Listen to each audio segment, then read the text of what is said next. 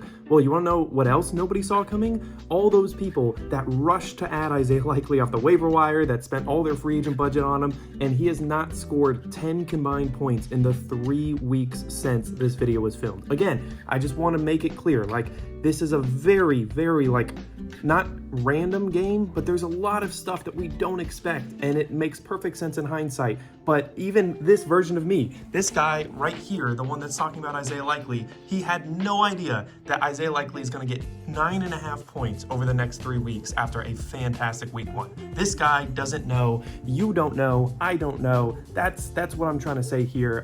Back to the video. Thanks. Like, it's been 1 week, and already fantasy football is full of really weird things. So that is the nuanced and unsatisfying conclusion of everything I know about this fantasy football model. Hopefully I will have some exciting updates at the end of this season where I could show you how those 5 teams actually did. Even then, it's not going to be the perfect indicator of how good or bad this model is, but if things go well, maybe we could look into it more over the offseason and try and make this even better. And my final disclaimer is that I am an idiot. I do have a pair of degrees in analytics, but I am not an expert on this stuff at all. But I am always trying to improve. So if you work in data science or you have any sort of statistical background, I would love to hear your thoughts on this overall thing and how we could make this even better. But for now, that's all I got. Thank you so much for watching. I'm going to go get back to College Football 25. I'll see you over there. Peace.